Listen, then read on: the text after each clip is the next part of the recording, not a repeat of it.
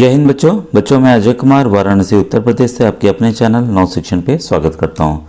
बच्चों जो 5 नवंबर को राष्ट्रीय IIM योग्यता आधारित छात्रवृत्ति परीक्षा है यानी कि NMMS का एग्ज़ाम है, उसके लिए मैं इंपॉर्टेंट क्वेश्चंस बताने जा रहा हूं।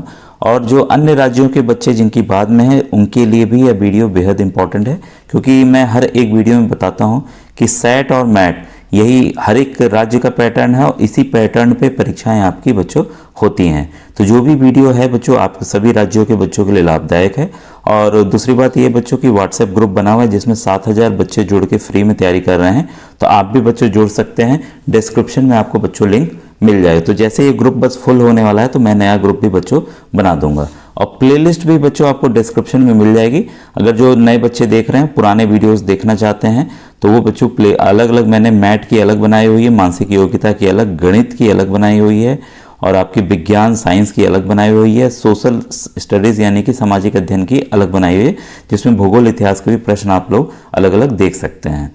तो आइए आज के वीडियो को स्टार्ट करता हूँ। तो विज्ञान के प्रश्नों से स्टार्ट करता हूँ बच्चों। सेल्सियस तापक्रम पैमाने पर ताप के परम शून्य का मान होगा। तो बच्चों देखिए, परम शून्य ताप हुआ है जैसे आपके फ्रिज में जो बर्फ है 0 डिग्री पे जमती है, तो हम अगर और नीचे जाएंगे -1 -2 ठीक है -3 ऐसे करके जाएंगे तो वो टेम्परेचर जिसके हम नीचे अब जा ही नहीं सकते उसी टेम्परेचर को परम शून्य ताप कहते हैं। और ये है बच्चों -273 डिग्री सेंटीग्रेड। किसी भी कंडीशन, लैब के कंडीशन किसी में भी हम -274 275 डिग्री पा ही नहीं सकते, आया ही नहीं अभी तक। ठीक है, तो ये बच्चों ये टेम्परेचर है। इसका आंसर है 91 का 4। इसके बाद है 100 न्यूटन के बल द्वारा 5 वर्ग मीटर क्षेत्रफल पर लगाया गया दाब कितना होगा।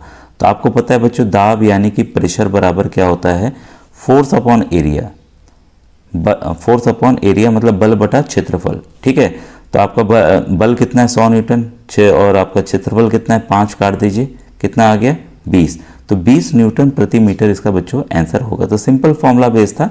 इसमें यह भी हो सकता है दाब दिया हो, बल दिया हो, क्षेत्रफल निकालना हो तो क्रॉस मल्टीप्लाई कर लीजिएगा, ए को ऊपर ले जाइएगा और पी को नीचे ले जाइएगा। और बल निकालना हो तो ये दाब और क्षेत्रफल को गुणा कर दीजिएगा। तो इस तरह के से भी प्रश्न बदल के बच्चों आ सकते हैं। फिर तारे टिमटिमाते हैं, तो जो क्वेश्चन नंबर 93 है उसका आंसर है बच्चों अपवर्तन के कारण। और इंग्लिश में कहें जो तारे जो ट्विंकलिंग करते हैं वो रिफ्रैक्शन की वजह से करते हैं। ठीक है, इसके बाद है स्वस्थ आंख से किसी वस्तु को स्पष्ट देखने के लिए न्यूनतम दूरी कितनी है। आपको देखिए साफ साफ आंख के पास लाएंगे तो थोड़ा धुंधला दिखेगा, दूर बहुत दूर ले जाएंगे तो दिक्कत होती है। तो एकदम अगर स्पष्ट देखना है बच्चों तो उसके लिए एक दूरी तय की गई है 25 सेंटीमीटर की। ठीक है, क्वेश्चन नंबर 95 है आपके सामने। ये पूछ रहा है, इसमें बच्चों ऑप्शंस अलग अलग होते हैं कथन और कारण के लिए। खाद्य पदार्थों के भंडारण में उपयोग किए जाने वाले टिन के डब्बों में लोहे के ऊपर टिन की विद्युत परत जिसको इलेक्ट्रोप्लेटिंग कहा जाता है किया जाता है। ये तो भाई सही बात है। और क्यों किया जाता है, टिन लोहे से कम क्रियाशील होता है ताकि जो है खाद्य पदार्थ जो है वो खराब ना हो। ठीक है, तो ये इसका देखिए कारण भी सही है, ये कथन भी सही है, कारण भी सही है। तो आइए इसमें देखें इसमें किस ऑप्शन में ये दिया हुआ है। तो ये बच्चों पहले ऑप्शन में ही है, ए और आर दोनों सही हैं और आर जो है सही स्पष्टीकरण है। तो किसी किसी सवाल में देखिए इस तरह से भी ऑप्शन ये होते हैं कि सही नहीं है या दोनों गलत हैं, इस तरह से भी होता है। ठीक है, क्वेश्चन नंबर 96 है विद्युत का बच्चों मैंने चैप्टर अलग से पढ़ाया हुआ है, प्रकाश का भी पढ़ाया हुआ है। तो जो बच्चे पहली बार देख रहे हैं वीडियो को समझना हो तो आप विज्ञान की प्लेलिस्ट में जाकर ध्वनि हो गई सभी टॉपिक का अलग अलग मैंने बताया हुआ है, तो आप उसको जाकर बच्चों देख लीजिएगा। ठीक है, तो ये प्रश्न है दिए गए विद्युत परिपथ के चित्र में प्रतिरोध तार है। तो प्रतिरोध आपको सिंबल पता होना चाहिए। ये देखिए सेल का सिंबल है, ये यहाँ से स्विच ऑफ ऑन करने का सिंबल है। ठीक है, और ये अगर ऐसे करके बना रहे तो वही जान लीजिए बच्चों प्रतिरोध है। प्रतिरोध को आर या रेजिस्टेंस भी कहते हैं। ठीक है, और ये किससे दर्शाया जा रहा है, ये ऑप्शन नंबर ए है बच्चों इसका। ठीक है, तो इस चित्र आधारित भी प्रश्न आते हैं और आ सकते हैं। अदीप्त वस्तु का उदाहरण है, तो सिंपल है अदीप्त वस्तु इसमें क्या है, दर्पण है, बाकी से हमें रोशनी मिलती है। कंघी किस प्रकार की लीवर होती है, कैंची ये मैं हटा दूं, कैंची किस प्रकार की लीवर होती है। तो इसका बच्चों है प्रथम प्रकार का लीवर होता है। इसके बाद उत्प्लावन के सिद्धांत की खोज किसने की थी? तो बच्चों काफ़ी आपने खेला भी होगा बचपन में कि बाल्टी है, ठीक है, बाल्टी में कोई चीज़ डालते हैं, सिक्का डाले तो नीचे चला जाता है, कोई चीज़ ऐसा डालते हैं कि वो तैरता है, और कुछ एकदम ऊपर फ्लोट करता है, आप डुबाने की कोशिश करते हैं, वापस से गेंद ऊपर आ जाती है। तो ये सब आपने खेला होगा। ये यही उत्प्लावन के सिद्धांत है। तो प्रिंसिपल ऑफ बायोन्सी से कहते हैं, इसे आर्किमेडीज ने दिया था, आर्किमेडीज का सिद्धांत भी कहा जाता है। तो 91 का बच्चों ऑप्शन नंबर 1 सही है। क्वेश्चन 100 है, एक प्रकाश वर्ष की दूरी क्या है? प्रकाश वर्ष यानी कि इंग्लिश में इसको कहेंगे लाइट ईयर। तो ये भी जान लीजिए, प्रकाश वर्ष की जगह लाइट ईयर भी आ सकता है, ठीक है। तो इसका जो बच्चों सही आंसर है वो है 9.46 इंटू 10⁻12 किलोमीटर, ठीक है। तो इसको आप याद कर लीजिएगा, ठीक है। मार्स गैस है, मार्स गैस एक गैस का दूसरा नाम भी है बच्चों, और ये है बच्चों हमारा मीथेन, ठीक है। मीथेन गैस CH4 को ही मार्स गैस कहा जाता है। इसके बाद है LPG में गंध के लिए मिलाया जाता है। तो देखिए, जब भी LPG हम गैस खोलते होंगे, आप देखते होंगे एक अलग तरह की स्मेल आती है। तो वैसे गैस की स्मेल नहीं होती है, लेकिन इसलिए मिलाया जाता है कि गलती से कोई नोब खोल दिया है, अगर कोई कुछ जला देगा, चिंगारी आ जाएगी तो आग पकड़ लेगा, तो आपको एक आइडिया लग जाएगा तो खुला है तो आप जाके नोब बंद कर देंगे। तो इसके पीछे ये कारण होता है। तो इसमें मिलाया जाता है बच्चों एथिल मरकैप्टन। तो ये प्रश्न आया हुआ है कई बार, ये काफ़ी इंपॉर्टेंट है बच्चों। उपधातु है, ठीक है। तो उपधातु बच्चों यहाँ पर एंटीमनी है, ठीक है। इसके बाद और बाकी सब क्या हैं? धातु हैं, मेटलॉइड कहेंगे इसको। सभी अम्लों में उपस्थित रहने वाला तत्व है। तो जितने भी अम्ल होते हैं बच्चों, ठीक है, उसमें एक चीज़ उपस्थित रहती है, वो है हाइड्रोजन। और अम्ल का यही गुण है कि वो हाइड्रोजन के आयन देता है, तो ये भी याद रखिएगा, ठीक है। तो आपका हो गया H2SO4, ये देखिए अम्ल है, हाइड्रोजन है इसमें, HNO3 हाइड्रोजन है इसमें, ठीक है। तो इसी तरह से काफ़ी उदाहरण है। HCl हो गया, हाइड्रोक्लोरिक अम्ल हो गया, इसमें देखिए हाइड्रोजन है, ठीक है। इसके बाद वाशिंग सोडा का जलीय विलयन होता है। अगर हमने वाशिंग सोडा है उसका जलीय विलयन बना दिया तो बच्चों हो जाएगा वो क्षारीय, ठीक है, क्योंकि वो देगा आपको OH- आयन। तो क्षार जो है OH- देते हैं, ठीक है, और ये जो है H+ देते हैं एसिड आपके। पीतल में होता है, तो ये बच्चों एलॉय जो होते हैं उनके प्रश्न आते ही आते हैं। पीतल जो है तांबा और जस्ता को मिलाकर बनाया जाता है। क्वेश्चन 107 है, निम्नलिखित में से कौन सा पदार्थ नीले लिथमस को लाल में परिवर्तित कर देगा? उल्टा भी पूछा जा सकता है कि लाल को जो नीले में बदल दे। तो पहले हम इस प्रश्न को देख लें 107 का। तो वो है बच्चों लेमन जूस। लेमन जूस आपका अम्लीय होगा बच्चों, तो आपका एसिड है, ये क्या है? एसिड है, ठीक है। तो ये जो है नीले वाले को, ब्लू वाले को किस में बदलेगा? अगर हमने ब्लू लिथमस पेपर, नीला लिथमस पेपर इसमें डुबा दिया लेमन जूस में, जो कि आपका अम्लीय है, तो ये बदल देगा लाल में, ठीक है। यही आपका क्षार होता तो उल्टा होता, लाल बदल जाता आपका नीले में यानी कि ब्लू में। तो ये आप दोनों चीज़ें बच्चों याद रखिएगा, कोई कन्फ्यूज़न नहीं होना चाहिए, ठीक है। अब आइए इसके बाद नेक्स्ट क्वेश्चन 108, चीनी का घोल किस प्रकार का मिश्रण है? चीनी का घोल, तो चीनी में क्या होता है? ग्लूकोज होता है, आपको पता है, ठीक है, शर्करा। तो 108 का बच्चों जो सही आंसर है सॉलिड और लिक्विड। क्यों? चीनी जो है वो तो बाद में घुलेगी, ठीक है। तो इसमें सॉलिड जो है किसमें है? लिक्विड में घुसा हुआ है। तो ये इसका उत्तर होगा ऑप्शन नंबर 3, क्योंकि गैस तो होती नहीं इसमें अभी। इसके बाद है कौन सा पदार्थ थर्मोप्लास्टिक नहीं है? तो ये देखिए पूछ रहा है नहीं है, इसका मतलब बाकी हैं। तो इस तरह ये चैप्टर मैंने पढ़ाया हुआ है, तो आपको विज्ञान की प्लेलिस्ट में जाकर विधिवत अगर पूरे चैप्टर को पढ़ना है तो आपको देखना होगा।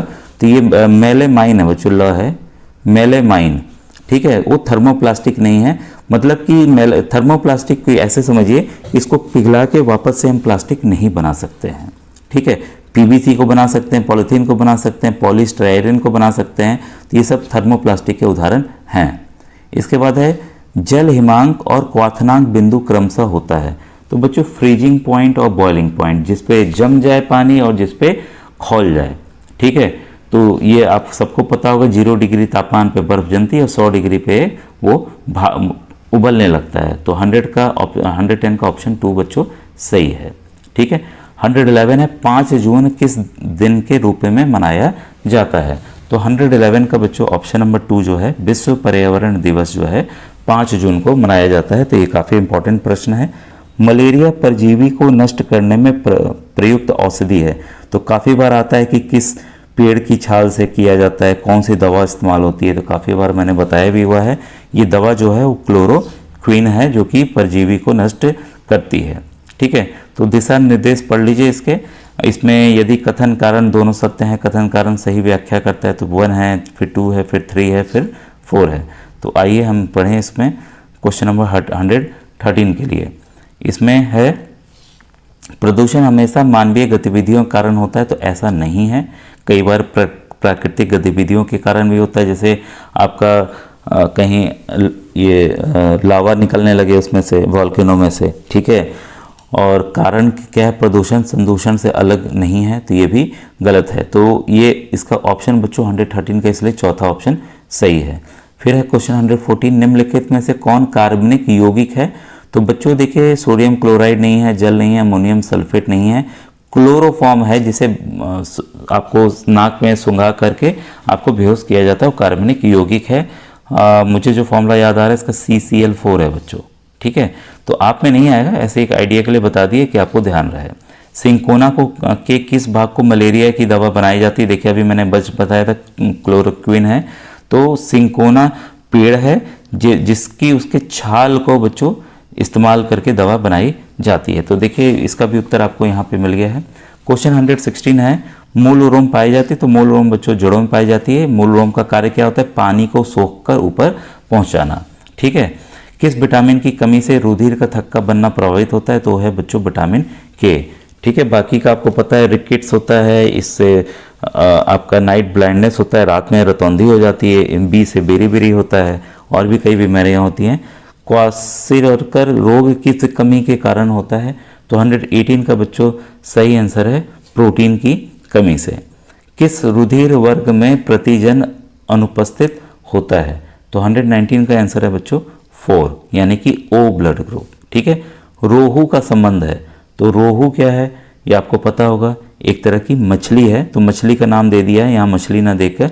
इसका संबंध बच्चों नीली क्रांति से है। तो नीली क्रांति इसलिए लाई गई थी ताकि मत्स्य उत्पादन, मछली के उत्पादन को बढ़ाया जा सके। संकटग्रस्त जाति है। संकटग्रस्त जाति आपको पता होगा बच्चों, जिसकी संख्या कम होते जा रही है, लोग शिकार कर रहे हैं, इस वजह से ये मरता जा रहा है। तो ये है बच्चों हिरन। क्वेश्चन नंबर 121 का 1, कीट भक्षी पौधा होता है। तो काफ़ी बार बच्चों आया हुआ है और इम्पॉर्टेंट भी है। तो 122 का बच्चों यूट्रिकुलेरिया है। कई बच्चे अमरबेल भी बच्चों एक पैरासाइट है जो कि पेड़ों को ही करता है, कीड़े नहीं खाता है ये। लेकिन यूट्रिकुलेरिया जो है वो वीनस फ्लाई ट्रैप भी कीट भक्षी पौधे का उदाहरण है। तो उसको भी नोट कर लीजिएगा, वीनस फ्लाई ट्रैप। ठीक है, क्योंकि वो भी ऑप्शन में नहीं दिख रहा है लेकिन आ सकता है। अग्नाशय द्वारा कौन सा हार्मोन उत्पन्न किया जाता है। तो अग्नाशय द्वारा बच्चों जो है इंसुलिन किया जाता है, जो कि हमारे ब्लड में जो शुगर होता है, चीनी की मात्रा को कंट्रोल रखता है। अगर नहीं ये रिलीज होगा तो बच्चों मधुमेह यानी कि जो डायबिटीज़ है वो बीमारी हो जाती है। किस विटामिन की कमी से बेरी और पेलेग्रा रोग होता है। तो देखिए अभी मैंने बेरी का नाम लिया था, तो पेलेग्रा भी याद रख लीजिएगा। तो वो होता है बच्चों विटामिन बी की कमी से। ठीक है, तो ये भी इंपॉर्टेंट था। इसके बाद है निम्नलिखित में से किसके कारण चिकनगुनिया, डेंगू, स्वाइन फ्लू होता है। तो देखिए ये चीज़ चिकनगुनिया, डेंगू तो मच्छर द्वारा फैलते हैं काटने से, लेकिन ये होता है बच्चों विषाणु यानी कि वायरस की वजह से। तो ये टॉपिक भी काफ़ी प्रश्न काफ़ी इंपॉर्टेंट है क्योंकि इस समय बीमारियां फैली हुई हैं। ठीक है, तो अब बच्चों आज का वीडियो कैसा लगा जरूर बताइएगा। नेक्स्ट वीडियो में मैं सामाजिक अध्ययन के प्रश्नों को बताऊंगा।